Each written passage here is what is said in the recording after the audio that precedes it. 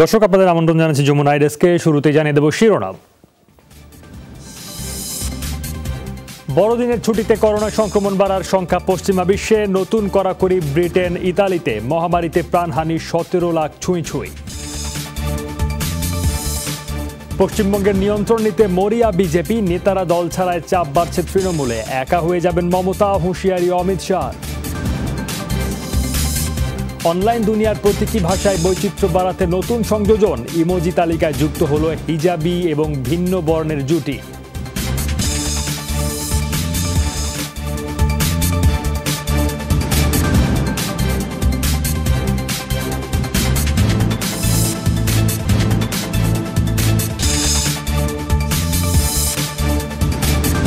এসব খবরে বিস্তারিত নিয়ে সাথে আছি সৌমিত্র শুক্ল।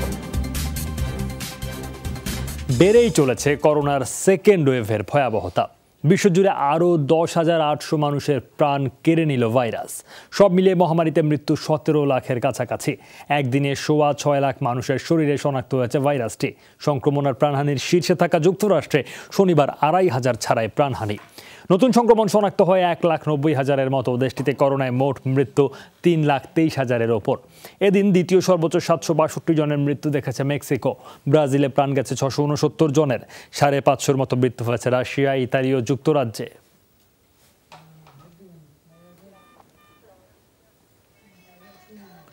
ক্রিসমাস উপলক্ষে জনসমাগম এড়াতে নতুনভাবে লকডাউনে যাচ্ছে ইউরোপ আমেরিকার বেশ কিছু দেশ। এরই মধ্যে আঞ্চলিক কড়াকড়ি আরোপ করেছে ব্রিটেন, ইতালি, অস্ট্রেলিয়া, ব্রাজিল ও মেক্সিকো। বিধিনিষেধ নিয়ে মিশ্র প্রতিক্রিয়া সাধারণ মানুষের। প্রতিবাদে বিক্ষোভ হয়েছে কোথাও কোথাও। লন্ডনের একটি শপিং মলের বাইরের চিত্র এটি। লকডাউন কার্যকরের আগ মুহূর্তে বড়দিনের কেনাকাটায় ব্যস্ত ছেলেবুড়ো সব বয়সী মানুষ। ব্রিটেনে করোনার সেকেন্ড ওয়েভে গড়ে দৈনিক শনাক্ত হচ্ছে 20,000-এর বেশি কোভিড রোগী। তাই আরোপ করা হয়েছে কড়াকড়ি। যেভাবে প্রতিদিন বাড়ছে সংক্রমিত রোগীর সংখ্যা, তাতে আমার মনে হয় কড়াকড়ি বাড়ানোটাই কার্যকারী সিদ্ধান্ত। কারণ আপনি যেখানেই হাঁটবেন শুধু মানুষ আর মানুষ। আমি খুবই বিরক্ত। কি করার আছে আমাদের, বাধ্য হয়েই বের হতে হয়। তবে সরকারের সিদ্ধান্তের বিরোধিতাও করছেন কেউ কেউ। প্রতিবাদে বিক্ষোভ হয়েছে। শুধু লন্ডনই নয়, জনসমাগম এড়াতে লকডাউন দেয়া হয়েছে অস্ট্রেলিয়ার সিডনিতেও। কড়াকড়ি আরোপ করা হয়েছে সীমান্ত এলাকাগুলোতেও। এছাড়া মেক্সিকো এবং ইতালিতেও কঠোর বিধিনিষেধ মানতে বলা হয়েছে সামনের কয়েকটি দিন। ভ্যাকসিন নিশ্চিতের আগ পর্যন্ত অবশ্যই আমাদের স্বাস্থ্যবিধি মানতে হবে। প্রত্যেকের কাজের জায়গা নিরাপদ রাখতে থাকতে হবে সতর্ক। ব্রাজিলের জনপ্রিয় পর্যটন এলাকাগুলোতে আসতে পারে লকডাউনের বার্তা। এমন আভাসে বিক্ষোভে নেমেছে সেখানকার ব্যবসায়ীরা। এরই মধ্যে বহিরাগতদের প্রবেশ ঠেকাতে শুরু হয়েছে পুলিশি তল্লাশি। অমিত হাসান রবিন, যমুনা নিউজ।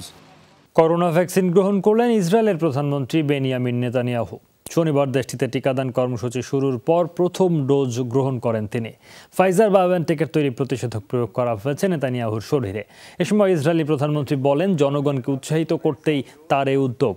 কার্যক্রম শুরুর প্রথম দিনে টিকা নিয়েছেন স্বাস্থ্যমন্ত্রী, স্বাস্থ্য মন্ত্রণালয়ের পরিচালক সহ বেশ কয়েকজন সরকারি কর্মকর্তাও। গত সপ্তাহে ইসরায়েলে পৌঁছায় টিকার প্রথম চালান। অর্ডার করা হয়েছে মডার্না ও অ্যাস্ট্রাজেনেকার ভ্যাকসিনও। চলতি বছরই 20 ভাগ ইসরায়েলির জন্য প্রয়োজনীয় টিকা সংগ্রহের পরিকল্পনা সরকারের। চিলিতে করোনা স্বাস্থ্যবিধি না মানায় জরিমানা করা হলো খোদ প্রেসিডেন্টকে। এক নাগরিকের সাথে মাস্ক ছাড়া এই সেলফি তোলায় $3,500 গুনলেন সেবাস্তিয়ান পিনেরা। চলতি মাসে সমুদ্র সৈকতে প্রেসিডেন্টকে ছবি তোলার অনুরোধ জানান এই নারী এবং অনুরোধে সাড়া দিয়ে মাস্ক খুলে তার সাথে সেলফি তোলেন পিনেরা। সম্প্রতি সামাজিক যোগাযোগ মাধ্যমে ছবিটি ভাইরাল হয়। স্বাস্থ্যবিধি লঙ্ঘনের জন্য ক্ষমা চেয়েছেন প্রেসিডেন্ট। জনসম্মুখে বাধ্যতামূলক মাস্ক নীতির বিষয়ে কঠোর চিলি প্রশাসন। অর্থদণ্ডের পাশাপাশি রয়েছে জেলের বিধানও। করোনা মোকাবেলায় চলতি মাসের শুরুতেই জরুরি অবস্থার মেয়াদ 3 মাস বাড়ানোর ঘোষণা দেয় চিলি।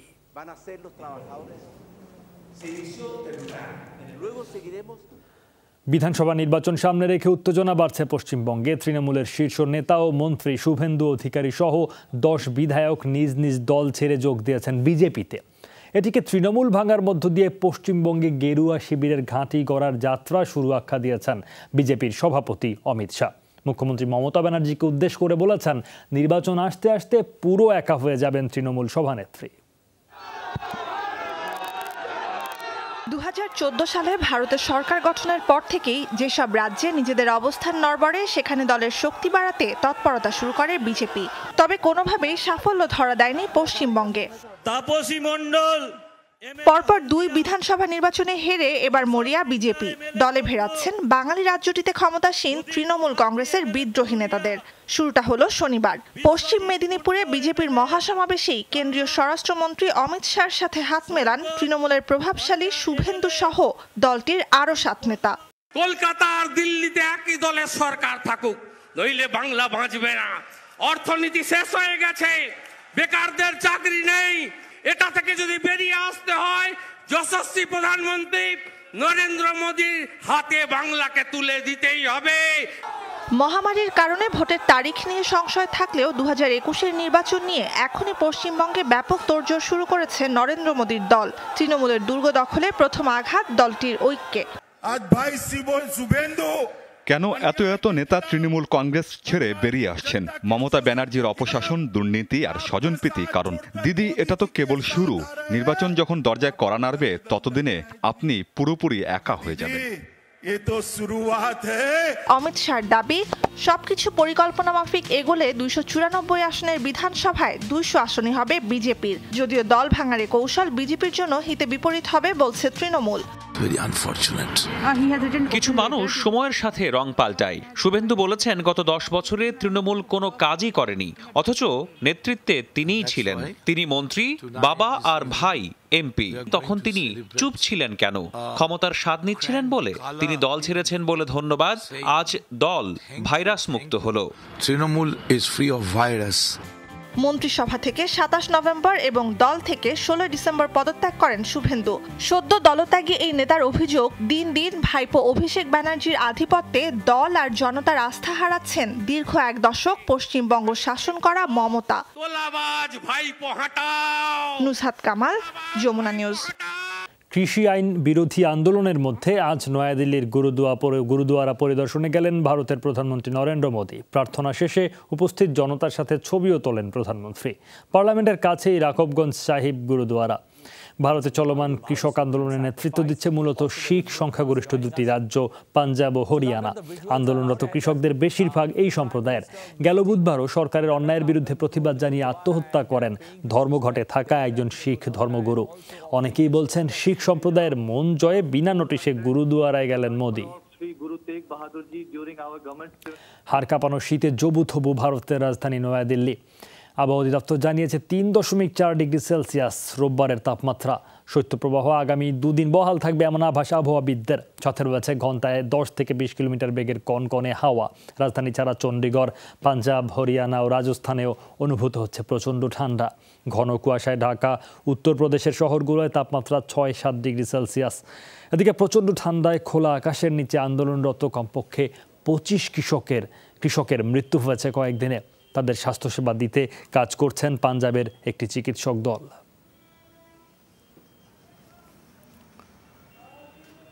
অর্থ কেলেঙ্কারির অভিযোগে জম্মু কাশ্মীরের সাবেক মুখ্যমন্ত্রী ফারুক আবদুল্লাহর প্রায় 12 কোটি রুপির সম্পত্তি জব্দ করা হয়েছে। অভিযোগ, জম্মু কাশ্মীরের ক্রিকেট অ্যাসোসিয়েশনের তহবিল থেকে অর্থ আত্মসাৎ করেছেন। 2005-6 সাল থেকে 2011 পর্যন্ত অঞ্চলটির জন্য ভারতীয় ক্রিকেট বোর্ড থেকে প্রায় 110 কোটি রুপি নেন ফারুক আবদুল্লাহ, কিন্তু সেই অর্থের যথাযথ ব্যবহার করেননি।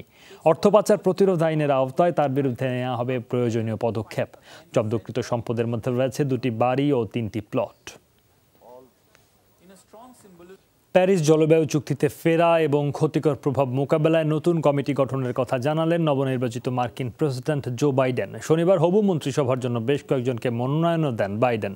স্বরাষ্ট্রমন্ত্রী হিসেবে প্রথমবারের মতো নেটিভ আমেরিকান ডেভ হ্যালান্ডকে নির্বাচন করেছেন তিনি। এছাড়া জাতীয় জলবায়ু উপদেষ্টা হিসেবে ঘোষণা করেছেন জিন ম্যাককার্থে এবং আলী জিয়াদির নাম। পরিবেশের ভারসাম্য রক্ষা নিয়ে বাইডেন বলেন, যেভাবে করোনার বিরুদ্ধে সবাই জোটবদ্ধ হয়ে লড়ছেন, সেভাবেই জলবায়ু পরিবর্তনের ক্ষতিকর প্রভাব মোকাবেলায় কাজ করবে তার প্রশাসন।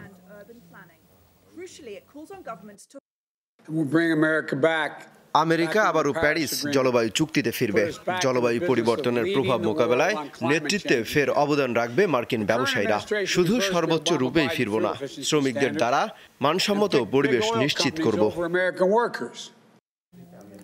যুক্তরাষ্ট্রের সাইবার হামলা নিয়ে অতিরঞ্জন করছে গণমাধ্যম। শনিবার টুইট বার্তায় এই দাবি করেন মার্কিন প্রেসিডেন্ট ডোনাল্ড ট্রাম্প। জানান এ ব্যাপারে তিনি অবগত এবং পুরোপুরি নিয়ন্ত্রণে আছে পরিস্থিতি। হ্যাকিংয়ের ঘটনায় সন্দেহ তালিকার শীর্ষে রাশিয়া হলেও চীনের জড়িত থাকার সম্ভাবনাও রয়েছে, এমনটা মনে করেন ট্রাম্প। তার সন্দেহ ভোটিং মেশিনেও থাকতে পারে হ্যাকারদের প্রভাব। টুইট বার্তায় আবারও নিজেকে জয়ী দাবি করেন। সম্প্রতি ইতিহাসের সবচেয়ে বড় সাইবার হামলার শিকার হয়েছে যুক্তরাষ্ট্র। হ্যাকিংয়ের কবলে পড়ে বেশ কিছু সরকারি সংস্থা।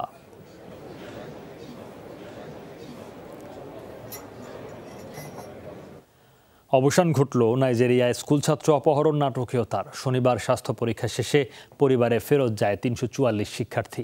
তবে ভুলতে পারছে না বিভীষিকাময় অভিজ্ঞতা। সরকারের প্রতিশ্রুতি, ঘটনাটি মাথায় রেখে নতুনভাবে ঢেলে সাজানো হবে নিরাপত্তা অবকাঠামো। সন্তানকে ফিরে পাওয়ার আকুতি নিয়ে গেল কয়েকদিন ধরেই অপেক্ষায় ছিলেন নাইজেরিয়ার শত শত অভিভাবক। অবশেষে শনিবার শেষ হলো তাদের প্রতীক্ষা। দুর্বৃত্তদের অস্ত্রের মুখে টানা ৮ দিন বিভীষিকাময় দিন কেটেছে প্রায় ৩৫০ শিশুর। সেই ধকল এখনও শরীর আর চোখে মুখে স্পষ্ট, কিন্তু স্বজনদের দেখে যেন নতুনভাবে প্রাণ ফিরে পেয়েছে তারা। খাবার পানি কিছুই ছিল না। টানা 2 দিন আমরা শুধু হেঁটেছি, কোথাও যাচ্ছিলাম কিছুই জানি না। ক্ষুধা লাগলে গাছের পাতা খেয়েছি। গোলাগুলির শব্দে আমাদের সজাগ করে ডাকাতরা খালি পায়ে জঙ্গলের দিকে তাড়িয়ে নিয়ে যায়। গরু ছাগলকেও এভাবে ধাওয়া করা হয় না। হাত পা মাথা কেটে গেছে, ছিলে গেছে শরীর। যৌথ বাহিনীর সহায়তায় কোনো প্রাণহানি ছাড়াই উদ্ধার অভিযান শেষ হওয়ায় স্বস্তি বুহারি প্রশাসনেও। ধারণা করা হচ্ছে কোনো সমঝোতার অংশ হিসেবে শিশুদের মুক্তি দিয়েছে অস্ত্রধারীরা। তবে গোটা প্রক্রিয়া নিয়ে কিছু স্পষ্ট করেনি সরকার। যৌথ বাহিনী এবং স্থানীয় নিরাপত্তা সদস্যরা ধন্যবাদ পাওয়ার মতো কাজ করেছে। এ ঘটনা আমাদের জন্য বড় শিক্ষা। সেটি মাথায় রেখেই নতুনভাবে সাজানো হবে নিরাপত্তা অবকাঠামো। আর শিশুদের বলবো, দুঃস্বপ্ন ভেবে ঘটনাটি ভুলে যাও। 11 ডিসেম্বর কাটসিনা রাজ্যের একটি আবাসিক স্কুলে হামলা চালিয়ে ৬০০-র মতো স্কুল ছাত্রকে অপহরণ করে অস্ত্রধারীরা। সেদিনই ২ শতাধিক শিশু উদ্ধার হয়, কিন্তু জিম্মি ছিল বাকিরা। জঙ্গি গোষ্ঠী বোকো হারাম ঘটনাটির দায় স্বীকার করলেও সরকারের দাবি এর সাথে জড়িত স্থানীয় চরমপন্থীরা। মৌলি ইসলাম, যমুনা নিউজ।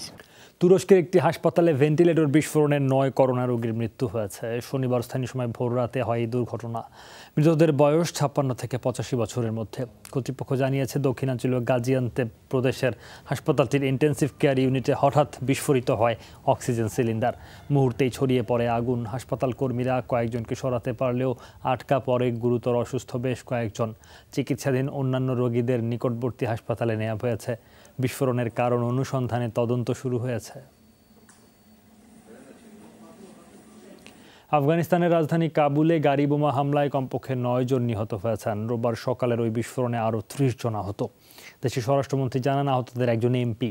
ঘটনাস্থলে বাড়ানো হয়েছে নিরাপত্তা। এখনও কেউ দায় স্বীকার না করলেও জঙ্গি গোষ্ঠী আইএসের প্রতি নিরাপত্তা বাহিনীর ইঙ্গিত। তালেবানের সাথে আফগান সরকারের শান্তি প্রক্রিয়ার মাঝেই হচ্ছে দফায় দফায় হামলা। শুক্রবারও গজনি প্রদেশের ধর্মীয় অনুষ্ঠানে বোমা হামলা চালানো হয়। প্রাণ যায় ১৫ শিশুর।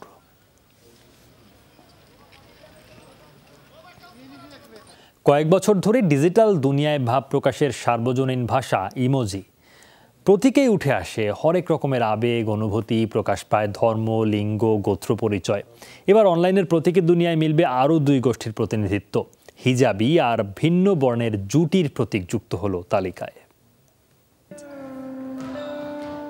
ধারণা করা হয় বিশ্বজুড়ে হিজাব ব্যবহারকারী নারীর সংখ্যা প্রায় ৫৫ কোটি, কিন্তু অনলাইন দুনিয়ায় তাদের প্রতিনিধিত্বকারী ইমোজি ছিল না এতদিন।